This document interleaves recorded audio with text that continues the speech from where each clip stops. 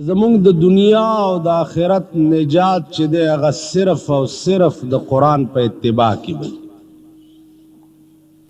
مونږ د آخرت نجات بچی وي نو هغه به هم په دنیا کې د قرآن په اتباع باندې وي. که دنیا کې د قرآن اتباع نه وه نو د مرګ نه وروستو هغه سړي ته به د آخرت نجات نه کیږي. بله خبره ده چې د مرګ نه وروسته ورپسې مونږه د ختم په شل کل کې سپارې ووایو او وروې بخو. خو زما خپل خیال دا دی چې کم سړی په دنیا کې د قرآن دشمن پاتې شوی وي، د کم سړی ایمان په دنیا کې په قرآن باندې نو نو د مرګ نه وروستو به زما او ستا په سپارو وربخنو باندې بخلی کېږي نه، بلکې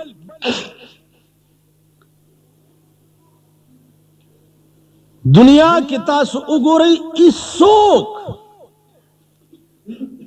دشمن پسې تاڼې او کچرۍ ته شپارس کولو ته څوک نه ځي. ته کښېنه نو تر اوسه دې څه کول داسې نه نوځه.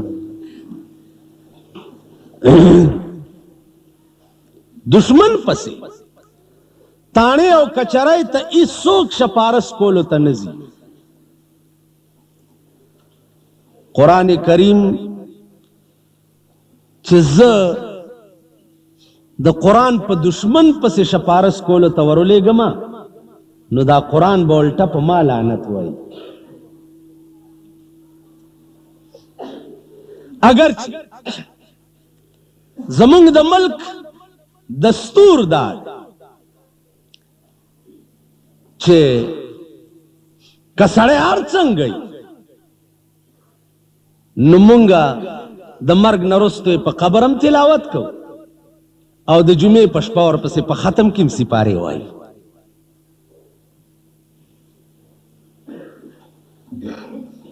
بل د دې ملک دستور دا دی کہ میرے مرنے کے بعد کیا ہوگا، میرے مرنے کے بعد کیا ہوگا، پلاؤ کھائیں گے احباب فاتحہ ہوگا. وریجی با پخشوی او خلق براشی پولاو با اخری او لاسونا با اوچت کی او لارش کنچ. زما عزیزان عرشی سره ټوکا کسړیو کی خیر خو مذهب سره او د خدای کتاب سره ټوکی نه دی پکار. سړی سړی ته بګوري سپارې به په هغه چا پسې د مرګ نه وروستو بخي چې چا خو په دنیا کې هم سپارې سره یو په روپۍ کې یو آنه دوستانه کړي. یو غټ ګورو ګنټال مړ شو،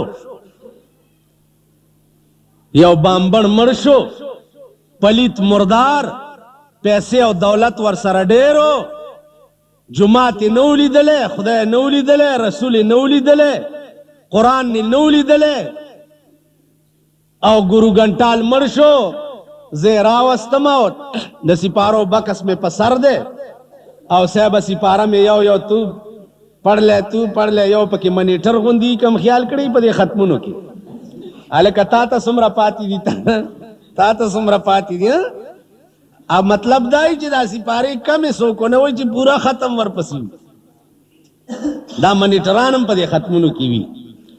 زه د تعلقاتو په بنا باندې ښار کې چې چرته پیښ شم نو مال هم پکې ثابته سپاره راکړي نو زما خو سترګې هم خوږېږي خو یو دو درې ټکي پکې ووایم نور سپاره بند کم. داسې ما نه تپوس کوي چې ستاسو سپاره پاتې ده؟ ما پوره ده پوره ده. وایي نه تلاوت ما وشو که نه.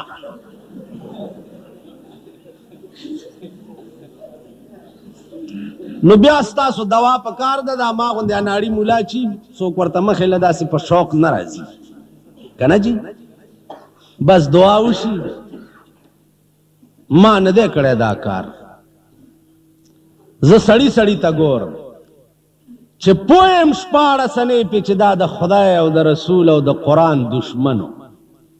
ما نه دی ویلي چې خدای د دې تلاوت ثواب د ده پاروا ما بخلی، نه ویم، ځکه چې زه په دې پوه یم چې دا قرآن به سبا ما په قیامت کې د ګریوان نه ونیسي،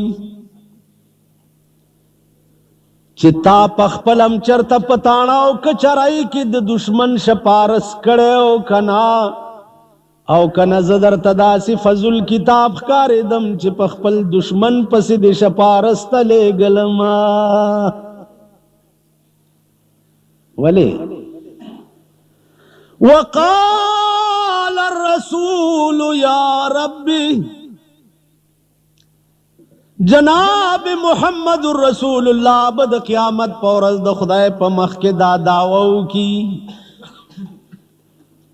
یا ربی اے زما پروردگارا، ان قوم اتخذوا هذا القرآن مهجورا. اے اللہ دا هغه قوم دے چې دنیا کې به ستا په قرآن پورې ټوکې کولې. نہ صرف د پیسو او د دولت او داغه د سرمایه‌دارۍ وجه دی وي، یا زما د ذاتی لالچ وجه دی وي چې زه د قرآن په هغه پسې شپارس کولو ته ورولېږم، بلکې زه خدام پوهېږم چې مړی مخکې پروت په کټ او د وخت تقاضا دا نه چې هغه وخت کې زه چیړ وکړم، د علم په شان داغ لګي که نه جي، نو زه دا وکړم چې صف کې ولاړ یم، نیت یې نه تړم، ځکه چې زما ضمیر دا نه غواړي چې دې سړي زما په مخ کې قرآن ته ناول ویلی، دې سړي زما په مخ کې رسول الله صلی الله علیه وسلم غوندې هستی متعلق دا ویلی دي چې هغه په خپل وخت کې یو لوی لیډر و، اوس هغه کې هیڅ نشته. فی الحال ستا په ملک کې د دې اعتقاد خلق موجود دي. رسول الله صلی الله علیه وسلم زما د خدای په ذات قسم وي چې خدای په خپل خدایي کې د سردار کونین غوندې نه څوک پیدا کړی او نه به پیدا کی. شانور شاه کشمیری رحمت الله علیه طالبانو په درس کې تپوس وکړو، دا تاسو هم طالبان یو ټکی مې واورئ، یو د عربي طالبان په مونږ خو وخت تیر شه، وایي په رحمان باندې دا عمر هسې تیر شه لکه تیر شي 1 ساعت په دا دنیا. خو تاسو ته وایم د کوواډ د مدرسې طالبان یې یا د هر ځای چې یې وخت ضایع کوئ مه. زه په تاسو پوه یم چې تاسو زیاته توجه مخلاص وینځلو ته، سپینو جامو ته، او په کوواټ کې په بازارونو کې چکرونو ته. هغه زمانه لاړه چا د طالب پټکې به ډیوې باندې اوس وزیده او د کتاب په مطالعه کې به داسې مستغرق و چې هغه په سر به اور راغی نو هله به ورته پته ولګېده. نن ته د بدقسمتۍ نه ماښام چې دا د بازار خمبیره روټۍ او زیړه ښوروا وخورې دا سړي له خوب ورولي. تاسو قسم خوړی شئ چې تاسو د شپې کتاب داسې کتلی دی چې سهار بانګ هم در باندې ویلي، خوړی شئ دا قسم. ماسخوتن خو درته اشنایان راغلي دي، ته ما کره راځه او زه تا کره درځه او ته زما څنګې له راځه او زه ستا څنګې له راځه، او چې 9-10 بجې شي بیا دله خوب درشي. امام ابو حنیفه رحمت الله علیه به چې د شپې کتاب کته نو په جمعې کې به هم کمیس وویستو چې د کمیس کې اثر دا دی چې د بدن له حرارت ورکوي سړي له خوب ورولي نه چې دا یخ یخ بد هوا مې په دې بدن لګي چې خوب نه راولي چې کتاب ښه کتی شي دوره وکې پټکې وتړې او 15 خبرې په عربي کې نشي کولی رنگ ډنګ دې ښه برابري که نه جي یو عرب راغی یو جومات ته امام ته وایي چې یا حضرت یا شیخ فاتركني أنا أسأل من الناس ليس معي الزاد أنا أذهب إلى مكة هغه ورته وایي چې چپ کرو چپ کرو هغه ورته وایي یا شیخ أنا لا أدري أي شيء چپ کرو ما أعرف چپ کرو ما أعرف أي شيء چپ کرو فاتركني أنا أسأل من الناس ليس معي الزاد ابھی اور تو چپ کرو رنگ ڈنگ ښه جوړ کړی داسې غاړ ګډوری هم په سر کېنولی دی صاحبه او تاسو پوه شئ نه طالب دې داسې وي چې هغه دوره وکړي او هغه راپاسي او عربي کې تقریر کولی شي ولې په متنبي ویلو کې جنت نشته او نه په حماسه ویلو کې جنت دی نه په سلم او صدرا ویلو کې جنت ته او نه په شری جامی او مختصر المعانی ویلو کې جنت ته دا کتابونه جنت کده خالص په قران او په حدیث کې ده دا کتابونه دې د پاره چې ستا په جبه کې لسانیت پیدا شي او ستا جبه نه لړم جوړ شي چا کړت کړي نه چې دغه ځای نه دی تاسو پوه شئ په دې خپه نه شئ ښه او که خپه شئ زما به څه وکړي مونږ نه خوشحاله څوک دي مونږ نه خوشحالي څوک هم نشته تاسو پوه شئ ته دې داسې عاشق په کتاب لکه یو عاشق وایي کانٹا میرے جگر کو لگا ہے تیرے غم کا کانٹا میرے جگر کو لگا ہے تیرے غم کا یوں کھینچ لیجئے کہ جگر کو خبر نہ ہو پل سے اتارو راہ گزر کو خبر نہ ہو جبریل پر بچھائیں تو پر کو خبر نہ ہو نہ وضو جانتا ہوں نہ نماز آتا ہے سجدہ کر لیتا ہوں جب سامنے آتے ہو نعرہ تکبیر نہ وضو جانتا ہوں نہ نماز آتا ہے سجدہ کر لیتا ہوں جب سامنے آتے ہو یہ سجدہ اگر ان کو روا نہیں یہ سجدہ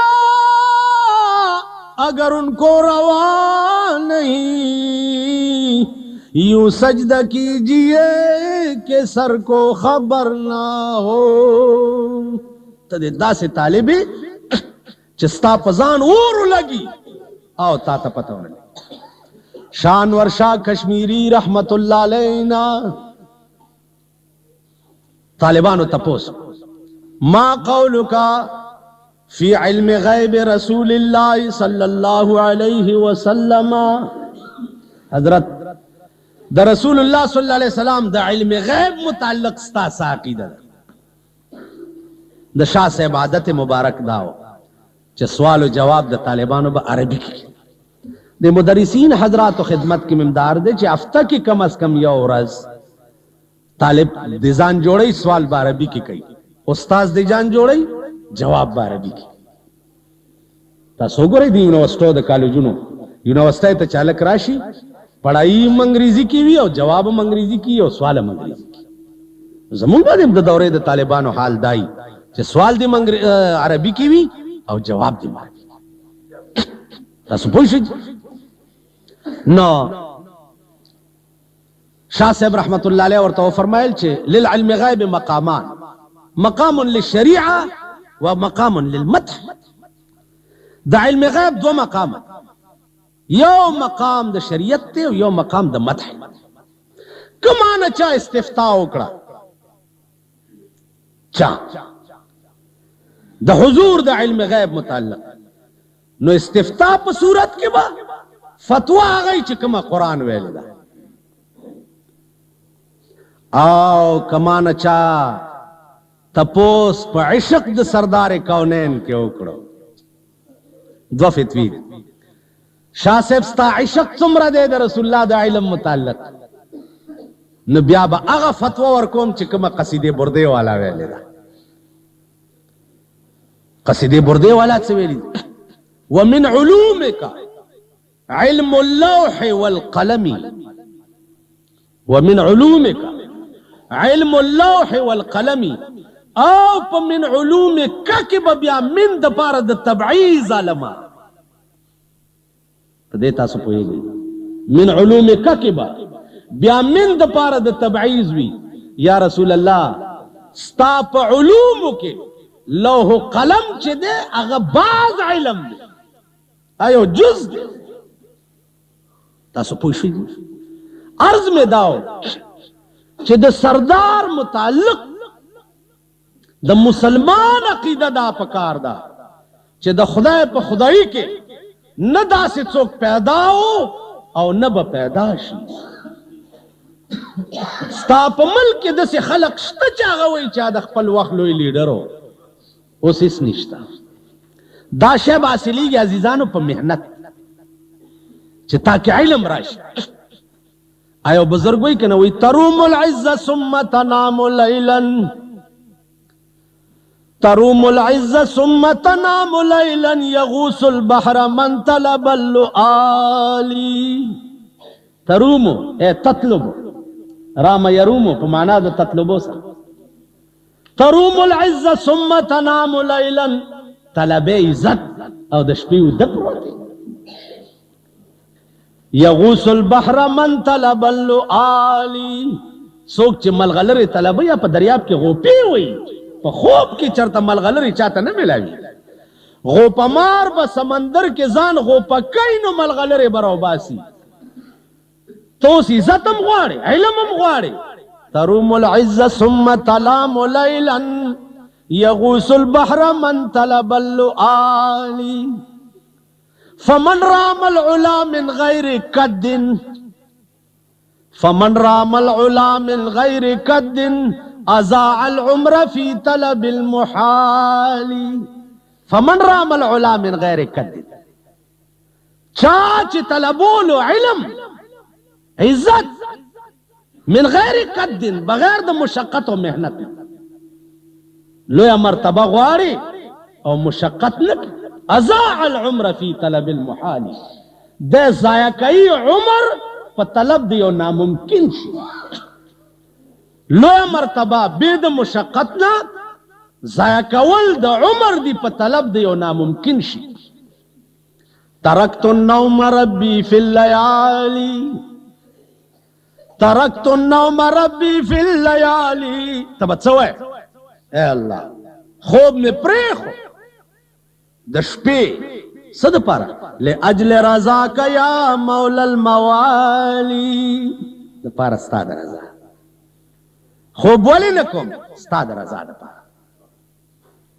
ستا زړه به زما عزیزه د خدای کور وي، ستا زړه به د شیطان کور نه، ستا زړه به د دنیا کور نه، ستا زړه به د تعلقاتو کور نه، ستا زړه به د خدای کور. لکه مولانا روم وی بخدا کسی نہ امرا بشگاف جان بیرون کن، بخدا کسی نہ امرا بشگاف جان بیرون کن، کہ درون خانہ تو دیگر چیکار دارد. واللہ سینه میں وشلوا، زړه میں راوباسا، بیا یې سیرې کا، دننه د زړه په نقطه کې وګوره. یا الله زما زړه خو ستا کور دی، نو ستا کور کې د بل چا څه کار دی چې راشي؟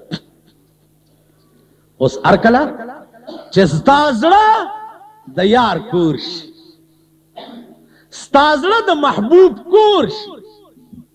حاجی بیا چې هر کله ستا زړه د محبوب کور شي نو بیا عاشق سړی ته ملامتیاګانې هم ډېرې وي. نو بیا به ته څه وایې؟ ما ته ګورئ، بیا به څه وایې؟ بیا به وایې چې عزل العوازل حول قلب التائه، عزل العوازل حول قلب التائه وهوى الأحبة منه في سودائه. ورته به وایې چې او اشنا د ملامت کوونکو ملامتیا د زړه د پاسه پاسه ګرځي، ملامت کوونکو ملامتیا د زړه د پاسه. وهوى الأحبة منه في سودائه، او د محبوب مینا د نن د زړه په نقطه کې ده. نو خپه نشي، ستا مینې ته د ملامت کوونکو ملامتیا نقصان نشي رسولی. بیا به ته خو عاشق وبمزت الدهور وما أتينا بمثله، مزت الدهور وما أتينا بمثله ولقد أتى فعجزنا عن نظرائه. مزت الدهور وما أتينا بمثله، ډېر زمانه تیرې شوې خو زما د یار غوندې یو زمانه پیدا نه کړه. هر زمانه چې راشي فعجزنا عن نظرائه، نو زما د یار د مثل پیدا کولو نه عاجز شي. کومه زمانه ده چې رااله او زما د یار مثال پیدا کړ. زما عزیزانو، ستا زړه د خدای کور پکار، قرآن غوندې کتاب موجود وي، حدیث غوندې کلام موجود وي، طالب بل کتاب کته مزه څنګه درک؟ یعنی د خدای خبره زما مخې ته پرتی دي، نو د بل چا خبرې به چاله خوند ورکړي؟ هلکه تاسو رښتیا وایي، دا مې بله شپه په دغه کې هم تپوس کړی و خلکو نه، دا کلی چې دی تاسو په ایمان ووایئ چې دا جومات کې څومره ناست دي چې په دنیا کې داسې اشنایي چا سره شته چې د هغه کتو نه بغیر دله آرام نه درځي؟ ستاسو شته؟ حاجي صاحب ستا شته؟ تا ته وایم شته؟ نشته. ګوره نو موږ خو غرق یو چې نه الله دپاره لیوني یو، نه رسول دپاره لیوني یو، او نه په دنیا کې د چا بل چا انسان سره هم داسې تعلق شته چې هغه دپاره لیوني یو. که لیوني یو نو صرف او صرف دولت دپاره لیوني یو. حاجي نو آخرت کې چھٹکاره خو به د هغه چا کېږي چې په دنیا کې خدای دپاره لیونی وي. هغه څنګه؟ امام فخر الدین رازی رحمه الله تعالی و تبارک د تفسیر کبیر مصنف ته هغه تفسیر لیکلی دی چې مور بلا کینی او د امام فخر الدین رازی غوندې مفسر به راوړي. اوای په ایمان د اهل علم او اهل فضل و مجلس ته چې مونږ 14 سنې دا دعوه کولی شو چې په روپۍ کې یوه نم د امام فخر الدین رازی په تفسیر مونږ پوهېږو. څوک ویلی شي یو پاڼه هم د هغه مراد به روان قدرې کړی شي په تفسیر کې چې په کوم شان هغه تفسیر لیکلی دی؟ ما ته وګورئ، دا د کوم قماش انسان تقریر کوي په منبر ناست، جنت داسې جهنم داسې داسې، یو منځ کې یو سړی را پاسې ورته حضرت عرض کو تو ہے چې جنت ډیر خزه دی پاغي کې حوری دی حور مقصورات فی الخیام کأنهن الیاقوت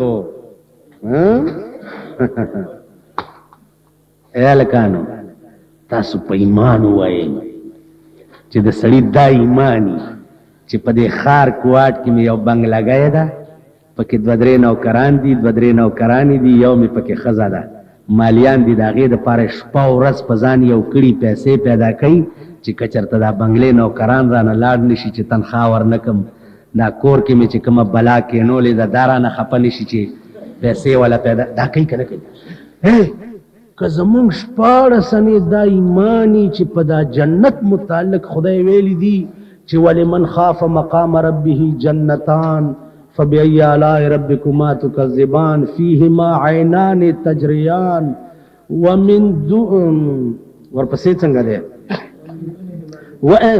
وجنى الجنتين دان په دې سوچ کړی دی چې سرمالونه په سر تړلي خدای ورکه چې ورک شي ډولای ډولای کېږي وجنى الجنتين دان دا معنا چې تا په جنت کې داسې اډاڼه والی چې زدا سیب چې دې د خوله کې غواړم د خوله کې نا سیب باونه راوګد کې وفيهما تشتهي الانفس هر هغه شی به په جنت کې وي چې ستا نفس نه جي نوکر دې ماته په پلیټ کې سیب پرې کړی پیش کی ويطوف عليهم ولدان مخلدون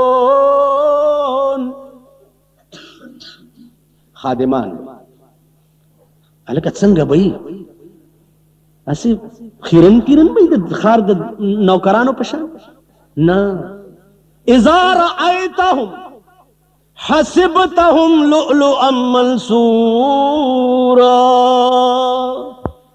الله یاد جنت خادمان به دومره ښایسته وي چې ته ورته وګورې نو ته به وایې چې دا خو د ملغلرې نه چا تار ویستی دی یو د بل د پاسه ټپکیا وي لباس وحلوا اساور من فضه د زرو کنګڼې بیا شوي تاله چې په کوم لاس شی پیش کوي د زرو کنګڼې بیا شوي عالیهم ثياب سندس خضر واستبرق وحلوا اساور من فضه وسقاهم ربهم شرابا طهورا جامع به د شنو ریخم واچوي جامع به د ریخم کنګڼ به چولی د ملغلرو غوندې ښایسته خادمان به دا به درته پلیټ کې پیش کړي حورې به څنګه وي تورې زیړې مندرې لوړې زمونږ پاکستان کې اسلام اسلام اسلام دا دی راغی هغه دی را روان دی د دې مخې راغی هلکه که دا خو په پیاده را روان وی بس به را رسېدلی وی غوږ کېدی زمونږ د ملک ښځې دومره لرې لاړې چې د دې خل سړو نیکونه د قبرونو نه راپاسي نو دا ښځې به را واپس نه کړي دومره لرې لاړې دا ټوکی نه دي دا ایرانی چادرای سپېږمې پټي سترګې کولاو او د خار نیان چې سپیشل د ښځو سرونو جوړولو دپاره زه یو جنج کې تلی وم هلکه څه چل دی ما دا نکاح لیټ شو وی جینۍ سر جوړولو له بوتلې ده پخوا خو به هلکانو سرونه جوړول که نه نیانو په دوکان کې اوس د ښځو سرونه شاید چې کوواټ کې به مي را به شي غم مه کوه ښځو سرونه دا دومره لرې لاړې دومره واګې مونږ دوی ته په ملا ور واچولې چې دا را واپس کول زما په ژوند کې ماته امید نشته وایي د خدای په لوی کرم به کېږي په عقل ګرانه ده زما د اشنا مینه که د هغه مهرباني وه ټیک ده څو پورې چې د عقل تقاضا ده زما استاد تبلیغونو د چغو تقاضا ده ما عقل کې نه راځي دومره لرې لاړې ځکه چې د ورخه اوبه ووتې نو د ورخه تېرې اوبه په بېرته نه جاروځي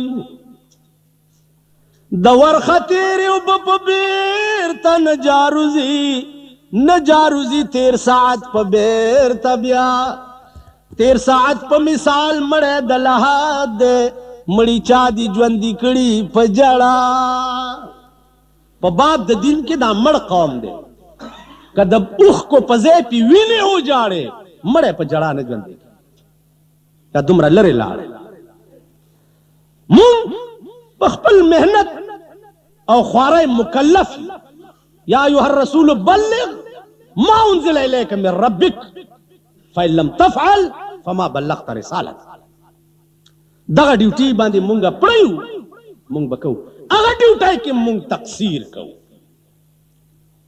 غریب په محله کې یو وخت منزل رانشي امام پې د کفر فتوا لګوي غریب منځ نه کوي په محله کې امام ورته پلیت او مردار وایي سرمایهدار په کال کې د اختر په ورځ جماعت ته راشي زه د منبر نه ورکوشم په خیر خیری آئے خیری آئے شکر ہے کہ عید میں دن تتواری ملاقات گیتی ویندی ہے تاسو داسی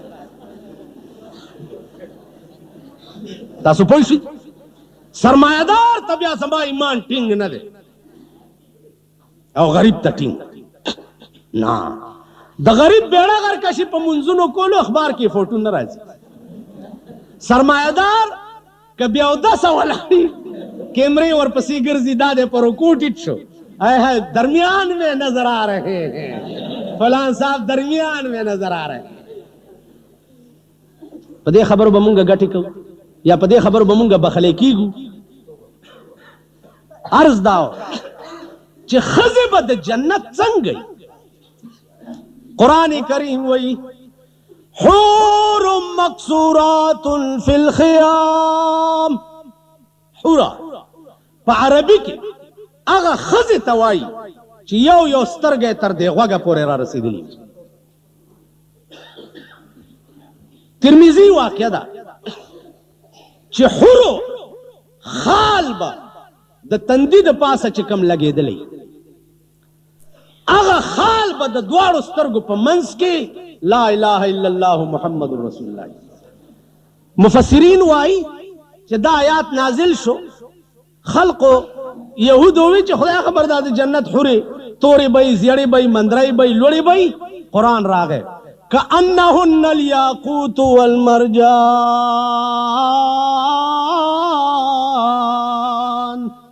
گویا دغا حوری بال دا جنت پشان دا یاقوتو دا مرجانوی پا صفائی کی او بابا پکیوی فیہما عینان تجریان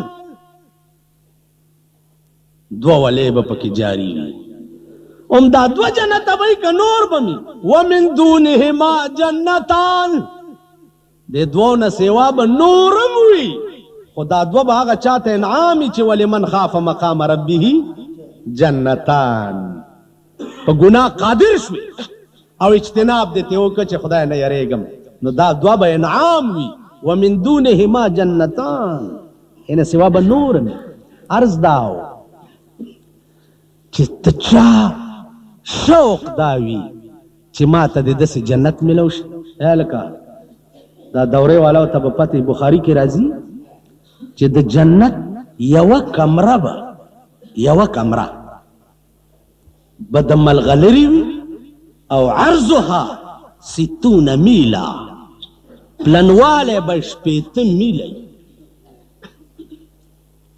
و دا خدای بندگان کلی کی پا جماعت پسی پا یو کوٹنائی پسی مر گرزی چاو دی جماعت کی دا کوٹنائی شتا زما دا بوش دا باش دا پارا نو آگا یو کمرہ چی پلنوالے بش پیتم میلی او دا یاقوت و زبرجدو بے دیوالو نئی نو آگے دا پارا پا دنیا کی اس لیوانے نشو نہ دی منڈی والی پا سرک نہ دی چغی والی لیوانے نشو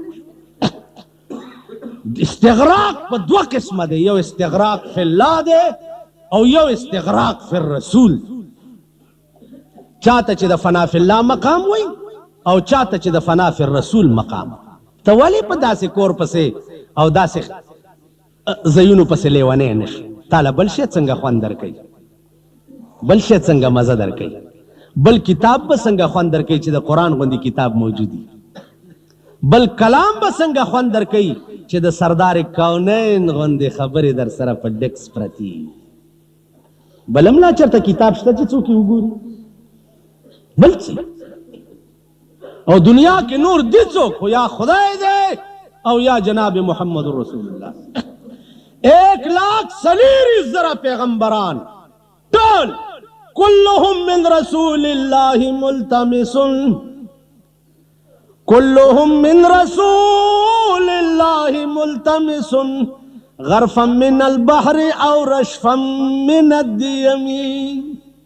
1,40,000 پیغمبران ټول په دربار اقدس د جناب محمد رسول الله کې درخواست کوي. څه وایي؟ غرفا من البحر او رشفا من الديم. یا رسول الله د دې خپل علم د دریاب نه یو لپا او کله په نوي یو ساس کې خو مونږ لم راکا. ولې په مسلم کې تاسو دا روایت نه دی کتلی چې دا دنیا به ټوله لاړه شي آدم علیه السلام ته چې ته اول الناس، ته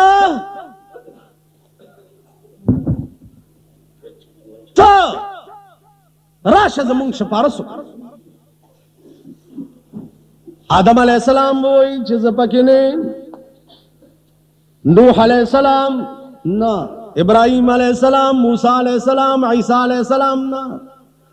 را بشي سردار کونین ته اب را پاسی ورته به وایي راځئ دا زما کار دی. ټولو پیغمبرانو ته په دنیا کې چې کوم خصوصي اختیارات ملاو هغې په دنیا کې ختم کړي دي. ماله چې راکړی شو ما پټ ساتلی دي، اوس به په قیامت کې تاسو دپاره ښکاره کوم. یا الله تا ما سره وعده کړې وه چې ولسوف یعطیک ربک فترضا. اے الله ټول انبیاء خپل اختیارات په دنیا کې صرف کړي دي، ما نه دي کړي. نه مې قوم ته خیرې کړي، نه مې څه غوښتي، اوس مې دا دی راوویسته.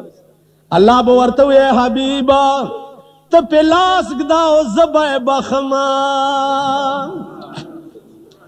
ته شپارس کوه او زه به یې بخمه. په دغه ورځ به سلاطین او انبیا ټول سرنګون ولاړي، یا به خدای وي چې هغه به عدالت کوي او یا به محمد رسول الله وي چې هغه به وکالت کوي. بل به څوک وي؟ لمن الملک اليوم. څوک دی نن چې سر اوچت کړي چې زم څه شی یم؟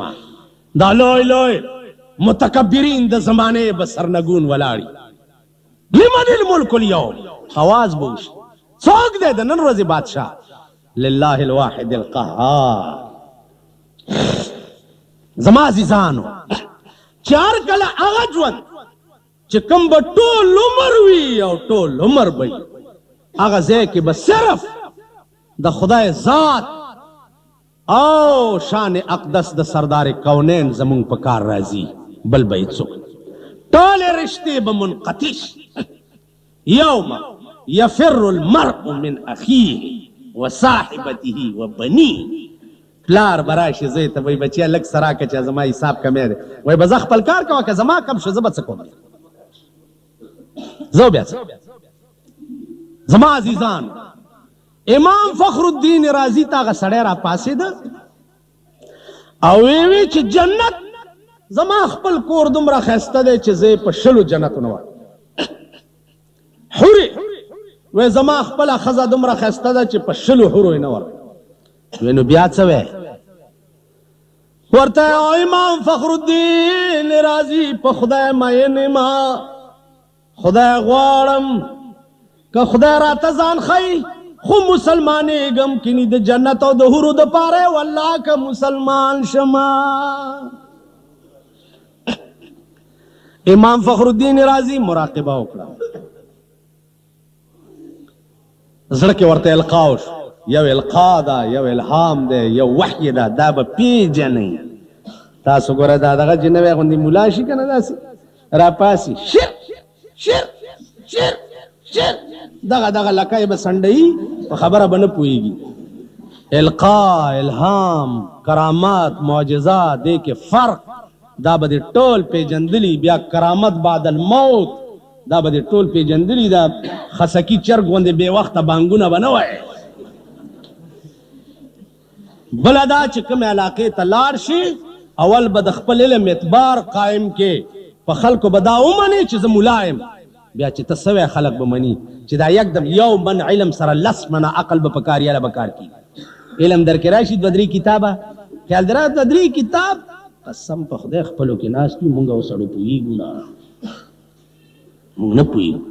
استادان لګیایي او چشم استاد ورته وایي چشم من در چشم تو چشمان تو جای دیگر ما تماشای تو کردم تو تماشای دیگر. اته دېرش کاله وشو چې ما شرع چغموني ویله، اته دېرش کاله ریاضي شرع چغموني مې ویله. استاز لګیا دی کره ته وایي د افلاکو حرکات ښیي او ما دروازې ته داسې کته، نو ما ته وی چشم من در چشم تو چشمان تو جای دیگر ما تماشای تو کردم تو تماشای دیگر. زه تا ته ګورم ته دروازې ته ګورې، زه ستا تماشه کوم ته چې دی د دروازو تماشې. اته دېرش کاله زما او زما ژوند چې ما بیا د استاز نه بغیر بل چاته نه دي کتلي. اوس استاز ته ناست دی، کله ترخ ګرې، کله چې دی سټ ګرې، کله ګیره دا چل کې، کله سکې، کله ګپې لګې. وکې دا د سردار حدیث چې وی ناس به په درس کې داسې لکه صحابه به چې رسول الله ته ناس وی. څنګه دی هغه الفاظ علی رؤوسهم الطیر دی که څه الفاظ دی حدیث کې راځي. صحابه به داسې ناست وو چې سردار به بیان کولو، تا به ویل چې د دوی په سرونو مارغان دي لکه د سړي په سر چې مارغې او خوځي نه چا مارغه وانولوځي. سردار حدیث ته به داسې ناست. ما ته وګورئ د سردار حدیث هم د خدای خبرې دي. اسی کی محفل کی کہہ رہا ہوں کلام ان کی زبان میری وما ينطق عن الهوى ان هو الا وحی. حدیثم په حقیقت کې د خدای کلام دی. حدیث تاو کته ستا په دې ملک د حدیث دشمنان لاړه نیست و نابود شو، نام و نشان ورک شه او د حدیث چمن مغسې آباد دی او تر قیامته به آباد وي. ته چې ناست په حدیث درس کې نو داسې به ناست لکه چې په سر د مارغه ناست بتمام اجزائه به ته ورته متوجه استاز ته. والله چې ما 14 کاله طالبګیري کړې ده او په 14 کاله کې چې استاز کم تقریر ما ته کړی ما له و ما علیه د استاز هغه الفاظ هم راته یاد دي. والله د استاز د خولې او د لاس او د سترګو هغه حرکات سکنات هم په هغه ځایونو راته یاد دي چې دغه ځای کې حرکات داسې 15 کاله زما د تقریرونو وشو که ما به په 15 کاله کې 15 منټ هم تقریر ته سوچ کړی نو زه به مسلمان نه یم. ته خو چې 15 منټه تقریر کې هم جوړی که نه ګورې او راګورې او ورسره مضامین 15 منټه ما سوچ نه دی کړی. چې ړومبنی تقریر مې کړی په کومه ورځ او تر ننه پورې ما سوچ چرې نه دی کړی. زما دا ایمان دی چې زما ځان او زما خوله او زما هر څه د خدای دي چې څه د هغه خوښې زما خولې نه به وباسي. کېله اعوذ بالله بسم الله وایه او شروع شه تماشه کوه چې څه کېږي. په دې خبره پوهېږي. عرض مې دا و چې دین محبوب دی. امام فخر الدین رازي ته وایي په خدای مین یم، خدای غواړم که راته ځان ښیي خو مسلمانېږم کینی والله کې مسلمان. امام فخر الدین رازي مراقبه وکړه. چې مراقبه یې وکړه په زړه کې ورته القا وشو چې ووایه دې سړي ته چې که ته مسلمان شې نو خدای به درته ځان ښیي امام فخر الدین رازی را پاسې ده ورته چې کته مسلمان شو نه خدای به درته ځان ښایي. هغه ورته امام صاحب لیکلي را ولیک، بیا د مراقبه وکړه، بیا ورته په زړه کې القا وشو چې ولیکه ورته ولیکه، په کاغذ لیکلي ورکړه. چې لیکلي ورکړه خو چې ماسخوتن شو سړی مړ شو. چې سړی مړ شو امام فخر الدین رازی ټوله شپه په جړا تېره کړه چې پارېلا دې سړي خو ما نه لیکلي اغوستي وو چې ته ما ته لیکلي راکړه چې زه مسلمانېږم، چې مسلمان شم خدای به ما ته ځان ښیي. نو یا الله تا خو ورته ځان ونه ښود او سړی مړ شو. آخره شپه کې سترګې ورغې خوب ګوري چې دا سړی په یو ښایسته باغ دی او یو تخت دی او پکې دا سړی پې ناست. امام فخر الدین رازي وایي چې ما ولیدو، زه ګبراو شم چې دا سړی خو مغه دی چې زه ورسره واده خلاف شوم. وی راته وایي چې او امام صاحب ګبراوېږه مه راشه. چې ورغلم ما ورته چې واده خلاف شم در سره، په خدای مې دې قسم چې د کوم شي تا را سره واده کړې وه په مغه شي خدای خوشحال کړم. دیدار خو کیږي که نه. سنا ہے قبر میں ملتے ہیں نبی اجل کی اس لیے ہم انتظار کرتے ہیں. سنا ہے قبر کې ورته وخی ما كنت تقول في حق هذا الرجل. هذا څه شی دی؟ څه صيغه ده لکه یارېږئ ما وایه تم طالب یې طالب ګیری نه مه من کرېږه بچه. هذا څه شی دی او اسم اشارت څه غواړي؟ نو هذا دپاره مشار الله خو په کار دی که مشار الله وي ما كنت تقول في حق هذا الرجل. د دې هستی متعلق تا سوي دی چې ورته وګوري ورته وي هذا محمد رسول الله وآمنا به.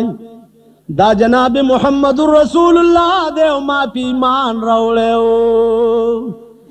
چا چې په دنیا کې د محمد رسول الله سره یارانه نه وي کړې ما كنت تقول في حق هذا الرجل. دی چې ورته وګوري نو ورته وایي ها لا ادري آی هاي زه خو والله که دا پیژنمه. سردار کونین فرمایي چې د هغه ملکو ړومبی ګزار دې مړي له چې ورکي هغه دومره سخت وي چې د دې مړي وای آواز په مشرق او مغرب کې واورېدی شي. او چې دی ورته وایي هذا محمد رسول الله وآمنا به. دی راپاسې وایي د مانځه وخت دی. ملایکې ورته وایي نم کنومة العروس. نم نم دواړه برابر دي. نم نم پوهېږئ نم او نم. نم کنومة العروس یا نم کنومة العروس په دې نور تاسو پوهېږئ. اوده شه دا د منځونو ځای نه دی. کنومة العروس په شان د اوده کېدو د ړومبی شپې د ناوې. خو دا حدیث چېرته درته راشي استاد نه بیا تفصیل پوښتنه کوه چې دا تشبیه د ړومبی شپې د ناوې سره دا په څه شي کېدل. حدیث کې خو عجایبات رنګ رنګ خوندونه ماته وګورئ.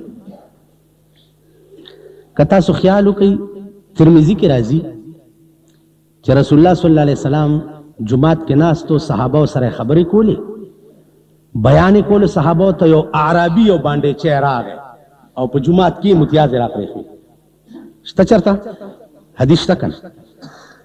اوس تاسو هر څه چې اورېدلي صحابه ورته په غوسه شو چې هلکه پیغمبر منې کړه چې پرېږدئ چې وکړي امتیاز. هلکه دا عربي ولې داسې غلط کار وکړ؟ علما محدثین وایي چل بلو چل دا نه چې دا سړی ناپویه او د جومات آداب او احترام یې نه پېژنده. دا چل نه و کوم مونځ چل څه زما خوښ. بادشاه ته اطلاع لاړه چې امام فخر الدین رازي وایي چې زه مونځ نه ورکوم تاسو ته. اوس چې با امام فخر الدین رازي وایي چې زه مونځ نه ورکوم بل لا څوک چې هغه به مخکې شوی وی مونځ به یې کړی وی.